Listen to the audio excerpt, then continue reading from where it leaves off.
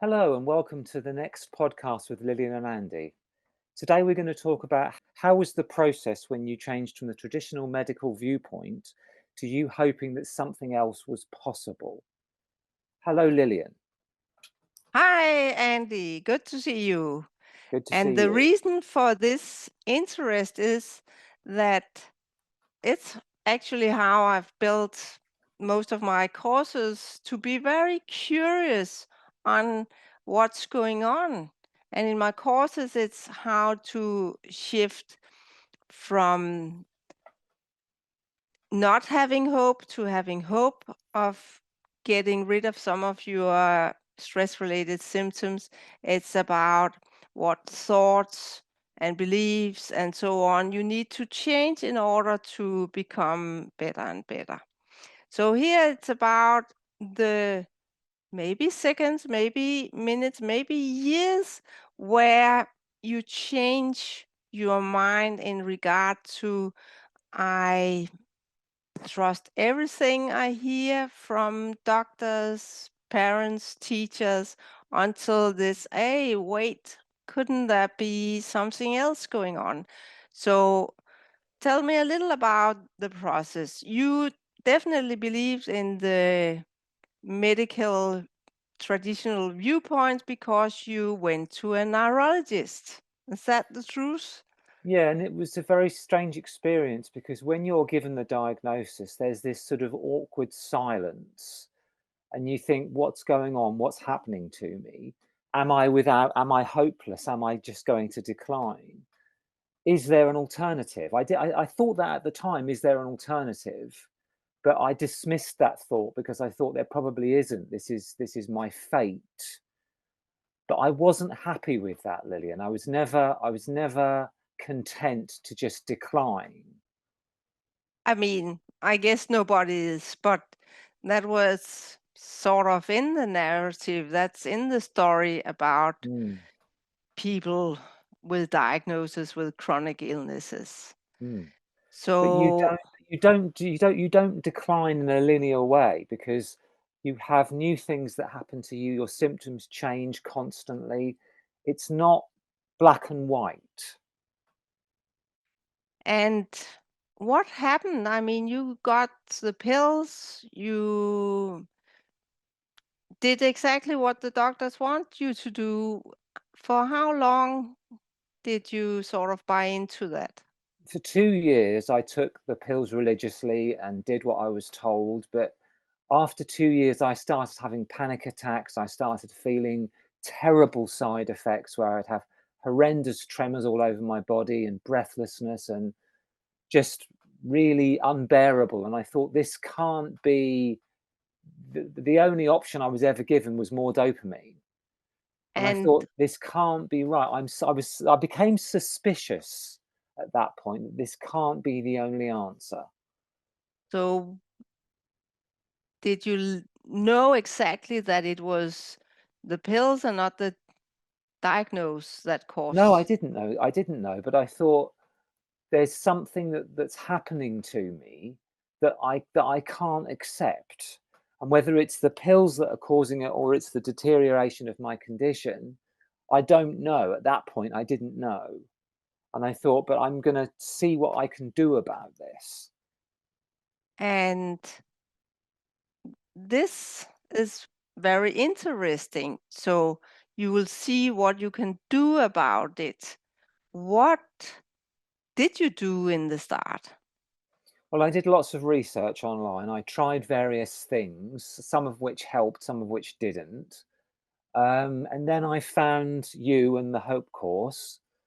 And the whole idea of hope was completely liberating. And it was so, I needed it so badly. I needed a positive message. And it's changed me completely, that positive message. And you can say that's actually one of the word I found when I made the course, that hope is so important. That's the Mm. gateway from being stuck to start trying out some new things. So it resonates with you what you Absolutely. yeah. Absolutely resonated. Yeah.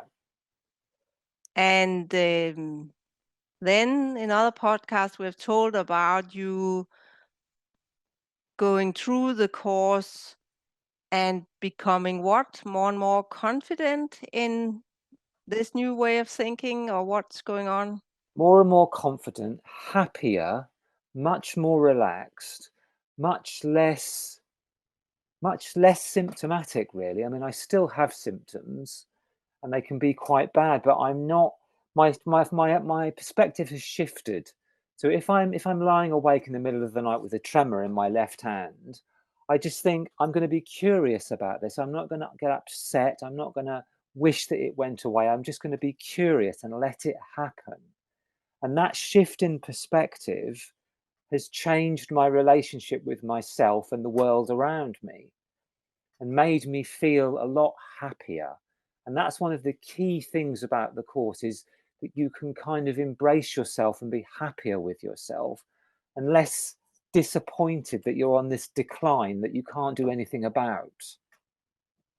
And where are you now in regard to being in the old viewpoint on doctors and pills can do it all, to this alternative way of thinking?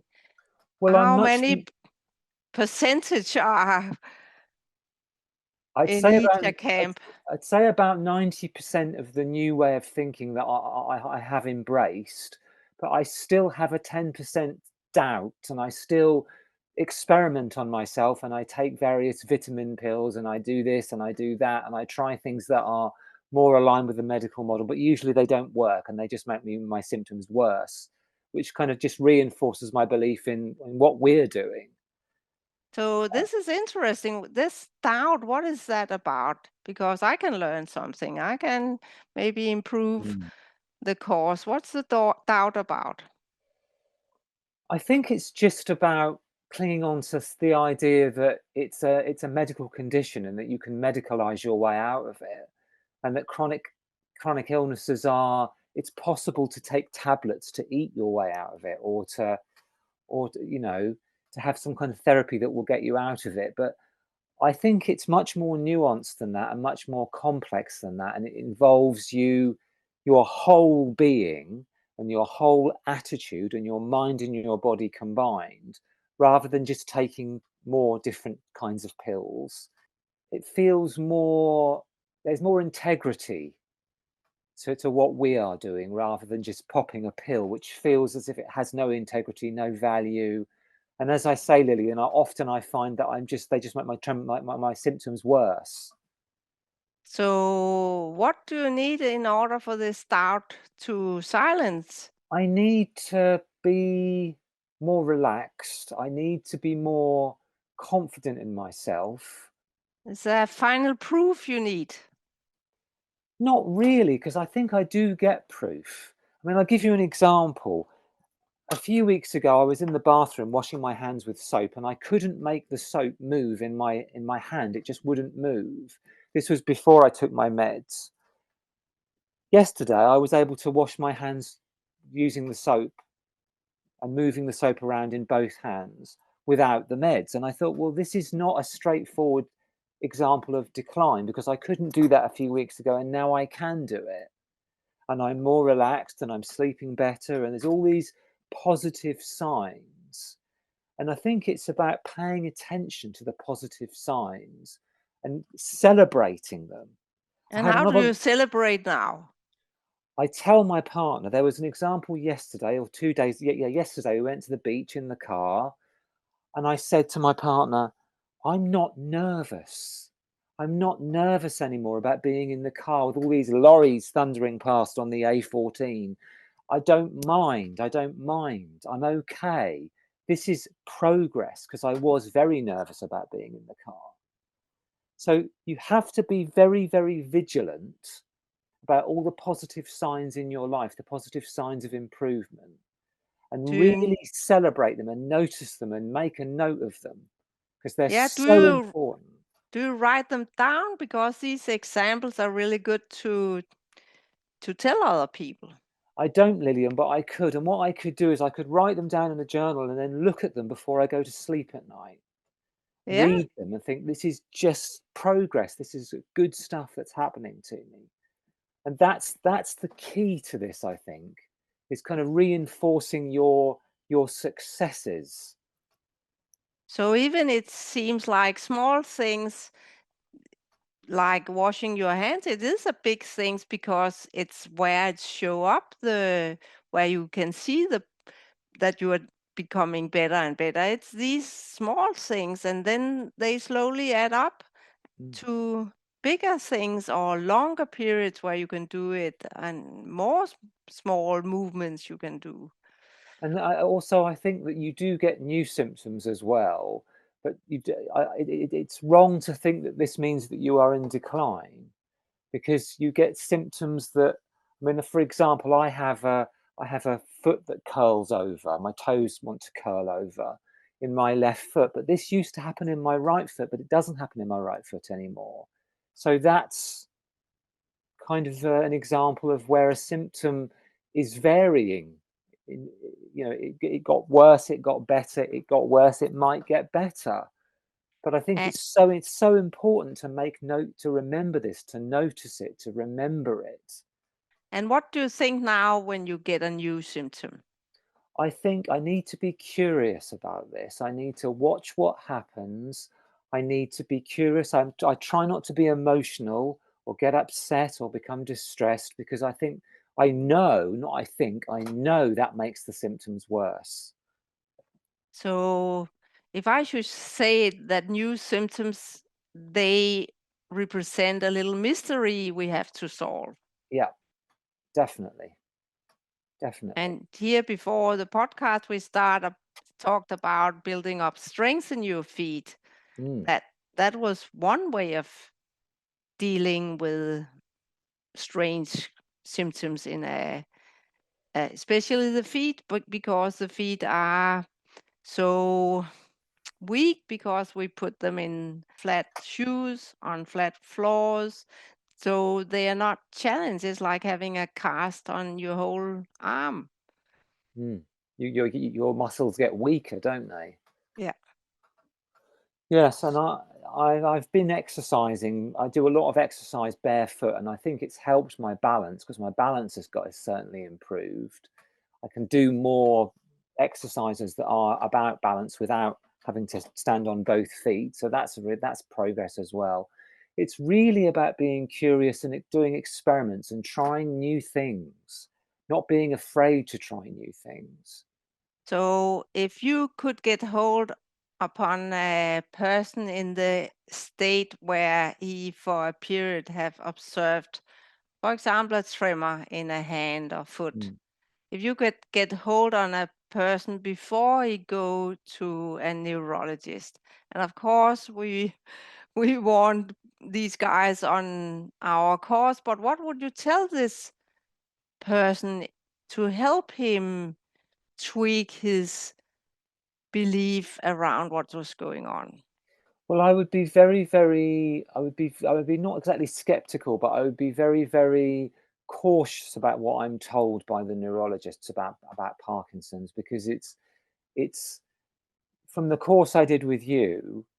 I met dozens of people that had the diagnosis of Parkinson's, but everybody's symptoms were completely different, and this made me question this diagnosis, this narrative. So I think you need to be skeptical, you need to be critical, you need to think critically about what you are told, because it doesn't necessarily apply to you. There might be another way, another route that you can take, another path that you can choose that's positive. And what about if someone have told you, try notice how your symptoms vary? Is it somehow stress related? How would you have given that a thought at that time? Yes, because I was aware that stress made my symptoms worse. I just wasn't aware that the link was really important. I didn't give it enough importance. And I think this is a universal thing. We don't give stress enough importance. in all areas of life. We just push ourselves and get more and more and more stressed and think, this is okay, this is what is expected of me. But ultimately, it's very, very destructive. And you can say, if I should say something about my Overcome course, it is that we turn a lot of stones in regard to stress, like looking what is would it help you if you have another thought? How would it help you if you have another habit? How would it help you if you looked at your stress and trauma in your life, your workplace, your childhood bullies, and so on and so on? It's like lights come on because suddenly you realize what you've been through, and all these lights come on and you think, that's why I have been living with stress for such a long time, and I've allowed it to take over my life and my way of thinking. And this is a fundamental thing, I think, Lillian. The courses have changed my way of thinking, and that's really been brilliant. And that is what we invite all other people to come and join us. If you have this little doubt what's going on here and you have the hope that things could be different, please come and we can give you all the golden nuggets and help you turn a lot of stones in your way. Help you switch lots of lights on. Yeah, good Definitely, metaphor. yeah, definitely. So, with this, let's stop this podcast and hope to see you in another episode.